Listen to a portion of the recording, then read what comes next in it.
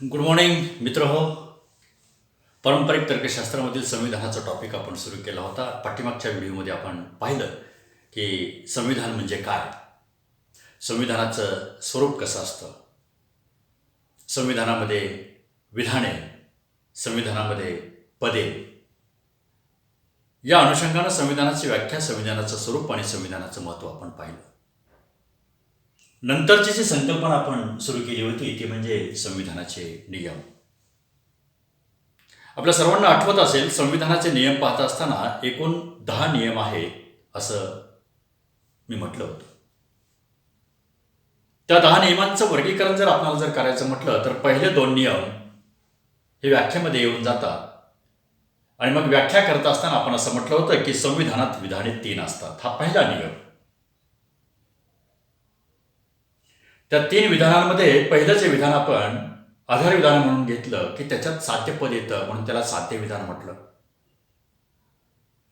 दुसरं जे विधान आपण पाहिलं त्याच्यामध्ये पक्षपद येतं म्हणून त्याला पक्ष विधान म्हटलं, म्हणून साध्य विधान, पक्ष विधान. आणि तिसरं जे विधान आहे ते म्हणजे निष्कर्ष विधान.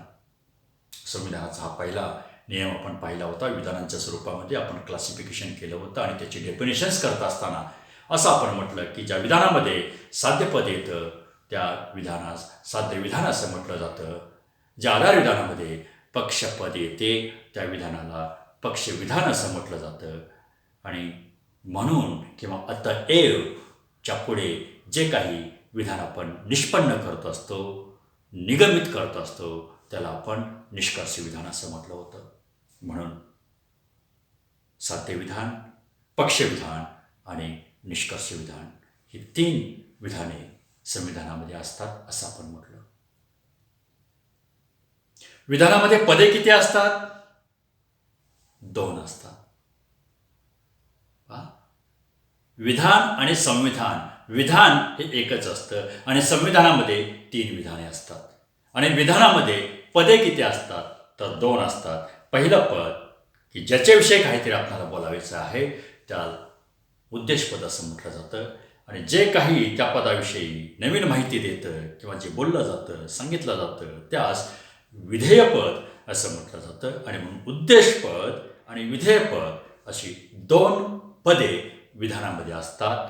तर संविधानामध्ये 3 विधाने असतात. साध्य विधान, पक्ष विधान आणि निष्कर्ष विधान. संविधानाचा दुसरा नियम आपण पाहिला की संविधानात पदे 3 असतात. आत्ताच मी म्हटलं विधानात पदे किती असतात? 2. एक उद्देशपद आणि दुसरं विधेयपद. आता संविधानाचा दुसरा नियम असा आहे की तो व्याख्यामध्ये येऊन जातो. तो असा की संविधानामध्ये पदे 3 असतात.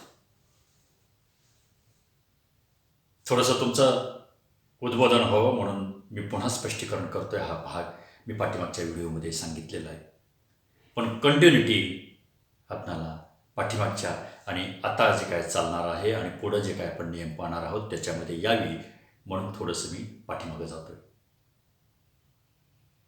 संविधानात पदे 3 असतात. त्याच्यामध्ये महत्वाचं पद की जे 2 आधार विधानांच्या मध्ये असतं त्याला आपण नाव दिलं होतं मध्यम पद.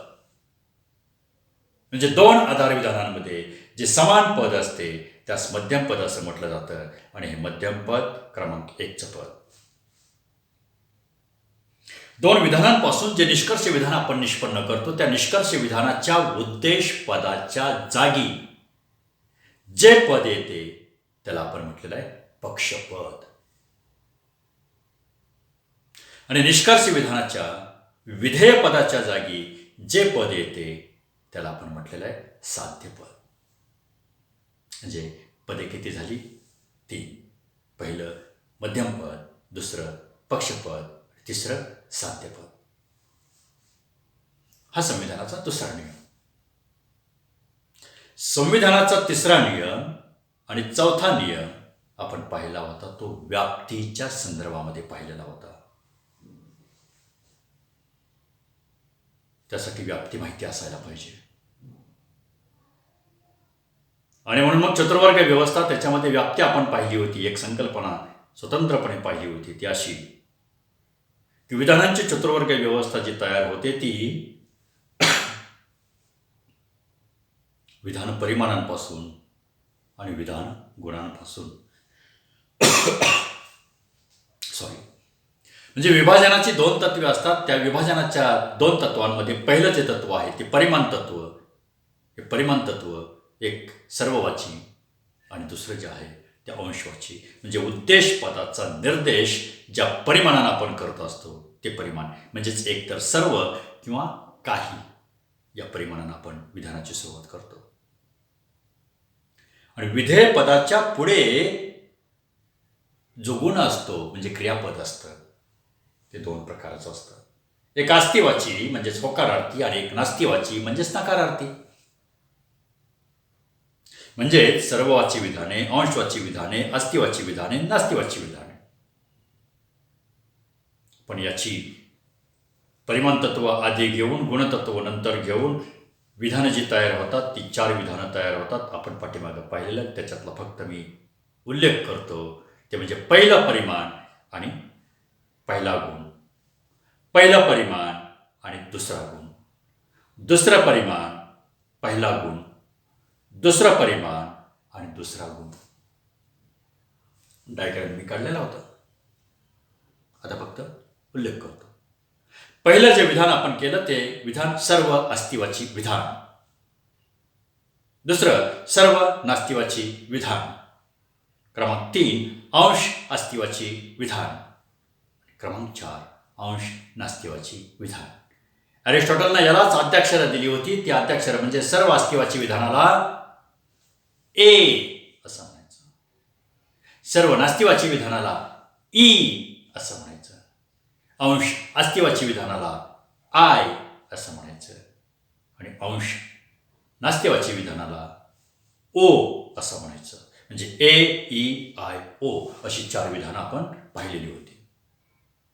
आणि 4 विधानं पाहिल्यानंतर उद्देश पदाच्या निर्देश म्हणजे पुढे जे परिमाण असेल त्या परिमाणानं ते उद्देशपद व्याप्त असतं. कारण व्याप्तीच्या 3ऱ्या आणि 4थ्या नियमांमध्ये आपल्याला ते पाहावं लागलेलं आहे आणि ते पाहिलेलं आहे आपण. म्हणजे सर्व असेल तर सर्वव्याप्त म्हणायचं, काही असेल तर अंशव्याप्त म्हणायचं. व्याप्तीचे 2 प्रकार, एक सर्वव्याप्त आणि एक अंशव्याप्त. परिमाण तत्वावरून व्याप्ती आपल्याला तपासता येते. गुणतत्वावरून व्याप्ती आपल्याला तपासता येते. ती म्हणजे विधानाचा गुण जर होकारार्थी असेल तर ते विधान नेहमी अंशव्याप्त ते विधेयपद समजायचं. आणि विधेयाच्या पुढे जर नकारार्थी गुण असेल तर ते विधेयपद नेहमी सर्वव्याप्त समजायचं. आणि म्हणून आपण म्हटलं की ए विधानाचं उद्देशपद सर्वव्याप्त विधेयपद अंशव्याप्त, ई विधानाचं उद्देशपद सर्वव्याप्त विधेयपद सर्वव्याप्त, आय विधानाचं उद्देशपद अंशव्याप्त विधेयपद अंशव्याप्त, ओ विधानाचं उद्देशपद अंशव्याप्त तर विधेयपद सर्वव्याप्त. व्याप्ती आपण पाहिली होती. आणि म्हणून मग 3रा नियम आपण असा पाहिला मित्र हो की जर किंवा निदान एका तरी आधार विधानात मध्यम पद सर्वव्याप्त असावे. जर एकाही आधार विधानामध्ये जर मध्यम पद जर सर्वव्याप्त जर नसेल तर तिथं अव्याप्त मध्यम पदाचा तर्कदोष येतो आणि त्या ठिकाणी ते संविधान अयुक्त ठरतं. आपण पाहिलेलं आहे, उदाहरणे घेतलेली. 4था नियम आपण पाहिला होता की आधार विधानात अंशव्याप्त असणारं पद निष्कर्ष विधानामध्ये अंशव्याप्तच असावं. व्याप्तीचाच नियम आहे. याचाच अर्थ 2 शक्यता तयार होतात त्या अशा की आधार विधानात जर सर्वव्याप्त पद असेल तर निष्कर्ष विधानामध्ये कसं असायला पाहिजे? सर्वव्याप्त असलं तरी चालतं आणि अंशव्याप्त असलं तरी चालतं. पहिली शक्यता काय सांगितलेलं आहे? फक्त अंशव्याप्त असताना अंशव्याप्तच असावं. किंवा दुसरी बाजू मी सांगतो ते लवकर लक्षात येईल. आधार विधानामध्ये अंशव्याप्त असणारं पद निष्कर्ष विधानामध्ये सर्वव्याप्त होऊ नये. त्याच्यातून त्या पहिल्या 2 शक्यता मी सांगितलेल्या त्या निष्पन्न होऊ शकतील. आणि हे विधान संविधान ज्यावेळेस आपण तपासतो त्यावेळेस त्या ठिकाणी 2 प्रकारचे तर्कदोष आपल्याला मिळतात. त्याच्यामध्ये पक्षपदाचा तर्कदोष तो म्हणजे अतिक्रांत व्याप्ती अधिक असते. अतिक्रांत पक्षपदाचा किंवा अव्याप्त पक्षपदाचा तर्कदोष आणि दुसरा जो तर्कदोष आहे तो अतिक्रांत साध्यपदाचा तर्कदोष. हे दोन तर्कदोष त्याच्यामध्ये घडतात. एकूण 4 नियम आपण पाहिलेले होते. संविधानात विधाने 3 असतात, संविधानात पदे 3 असतात. निदान एकात्री आधार विधानामध्ये मध्यमपद सर्वव्याप्त असावे आणि आधार विधानात अंशाप्त असणारं पद निष्कर्ष विधानात सर्वव्याप्त होऊ नये. मित्रहो, नियम क्रमांक 5.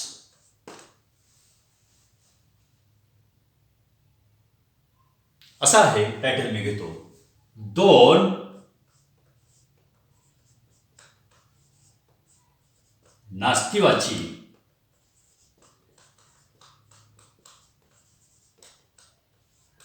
आधार विधानांपासून निष्कर्ष निघत नाही. पहा काय म्हटलंय, 2 नास्तिवाची आधार विधानांपासून निष्कर्ष निघत नाही. पाहूयात आपण, निष्कर्ष काढण्याचा आपण प्रयत्न करूया. विधान एकूण किती? 4. ए, ई, आय, ओ. आता याच्यातील 2 नास्तिवाची विधानं कोणती आहेत? ई विधान 1 आणि ओ विधान 1. मग विधान जोडी काय होईल? ई, ओ, ओ, ई. कारण 2 नास्तिवाचे, 2 नास्तिवाचे. पुन्हा आपण असंही घेऊ शकतो, ओ, ओ, ई, ई. किती झाली? 1, 2, 3, 4. 4 विधान जोड्या तयार होतील 2 नास्तिवाच्या आधार विधानांच्या. आता या 2 नास्तिवाच्या आधार विधानांच्या जोड्या तयार झाल्यानंतर जर निष्कर्ष काढायचं म्हटलं, काय म्हटलंय? निष्कर्ष निघत नाही. जर तुम्हाला संविधानाची युक्तता तपासा आणि त्याच्यामध्ये जर 2 नास्तिवाची विधानांचा संविधान जर आलेलं असेल, विचारलेलं असेल, तर हा नियम तुम्हाला 5वा आठवला पाहिजे. आणि तो असा आहे की 2 नास्तिवाची विधानांपासून निष्कर्ष निघत नाही. पहिली विधान जोडी आपण घेऊयात, ई, ओ. ई विधान, पहा, एकही माणूस शूर नाही. ई विधान आहे. आता मी पाठीमागे जात नाही विधानांची ओळख करून द्यायला, हे झालेलं आहे. ओ विधान हे अंशवाच्य आहे, म्हणून काही शूर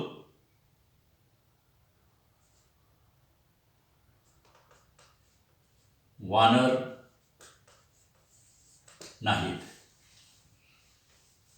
काही शूर वानर नाहीत. दॅट इज वाय निष्कर्ष निघेल. जे समान पद आहे ते निष्कर्ष विधानामध्ये येत नाही आणि म्हणून इथं निष्कर्ष येईल, काही वानर माणसे नाहीत. पहा,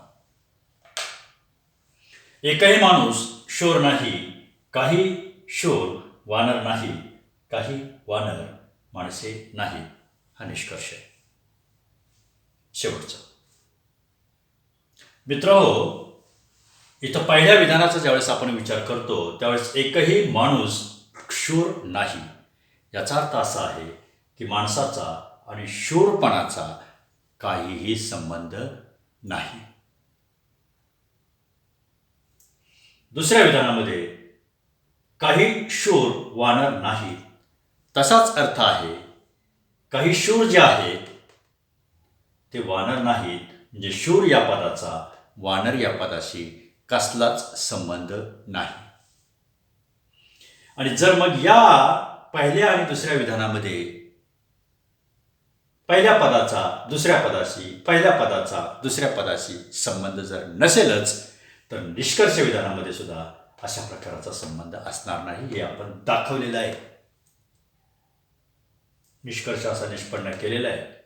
परंतु ज्यावेळेस युक्ततेचा संबंध येतो त्यावेळेस तो निष्कर्ष निघत नाही. याचाच अर्थ तो निष्कर्ष अयुक्त असा असतो, कारण त्याच्यामध्ये दोन नास्तिवाची विधानांचा, मी इथं नोट करतो तर्कदोषाचं नाव, दोन नास्तिवाची विधानांचा तर्कदोष घडतो. दोन नास्तिवाची विधानांचा तर्कदोष या ठिकाणी घडतो. आता नियमाचं टायटलच हे आहे. पहिली विधानजोडी आपण पाहिली, दुसरी विधानजोडी आपण घेऊन पाहूया.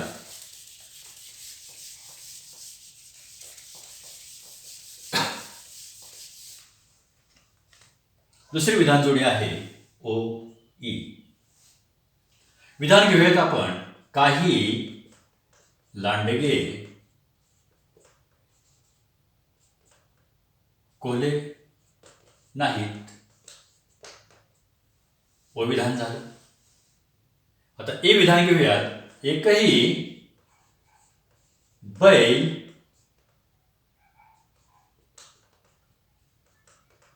लांडगा नाही. That is hi. Kolhe Landge Landge, काही बैल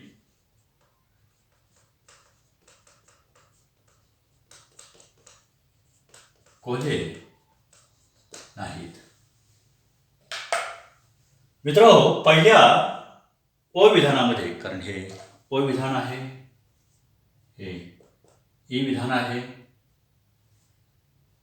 आणि शेवटचं हे ओ विधान आहे. म्हणजे ओ ई ही जर विधान जोडी जर आपण जर घेतली तर त्या विधान जोडीतून उद्देशपद आणि विधेयपद या दोन्हीचा, म्हणजे लांडगा आणि कोल्हा याचा संबंध नाही असं म्हटलेलं आहे. बैल आणि लांडगा याचाही संबंध नाही असं म्हटलेलं आहे. तर मग या दोन्ही पदांचा दोन्ही विधानांमध्ये जर संबंध नसेल तर इथं सुद्धा तो संबंध नाहीच. पण युक्ततेचा ज्यावेळेस आपण अर्थ लावतो त्यावेळेस इथं दोन नास्तिवाची विधानांचा तर्कदोष घडलेला आहे. आणि मग स्पष्टीकरण जर करायचं म्हटलं तर कसं स्पष्टीकरण कराल?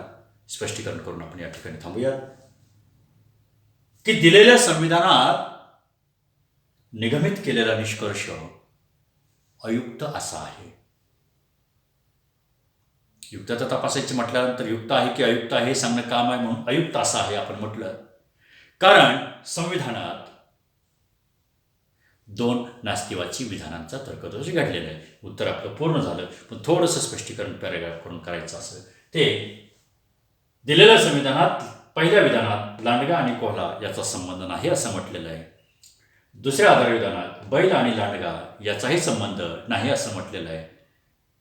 आणि मग पहिल्या दोन विधानांमध्ये उद्देशपद आणि विधेयपद यांचा संबंध जर नसेल तर समान पद जरी असलं तरी निष्कर्ष विधानामध्ये त्याही दोन पदाचा संबंध असणार नाही अशा प्रकारचा संबंध निष्कर्ष काढलेला आहे. आणि तो निष्कर्ष अयुक्त आहे, कारण त्याच्यामध्ये दोन नास्तिवाची विधानांचा तर्कदोष घडलेला आहे. एवढंच उत्तर पुरेसं. मित्र, उद्या या ओ ओ आणि ई ई या विधान जोड्या आपण याच स्वरूपामध्ये युक्तता कशी निघते कशी निघत नाही हे तपासूयात. आणि पुढचा 6वा आणि 7वा नियम आपण घेऊया. पुढच्या तासाला आपण थांबूयात, कारण 10च नियम आहेत. हे नियम 2 ते 3 तासामध्ये संपून जातील. पुढचे नियम एवढे महत्त्वाचे नाहीत.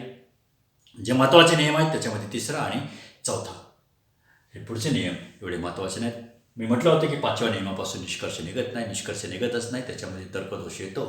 आणि म्हणून दोन नास्तिवाची संविधानं जर असतील, आधारविधानं जर असतील तर ते संविधान अयुक्त आहे असं आपण मांडायचं. मित्र, आज 2 विधान जोड्या घेऊन इथंच थांबूयात. उद्या आपण नवीन 2 विधान जोड्या घेऊन नव्या संकल्पना, नवे नियम आपण सुरू करूयात. धन्यवाद.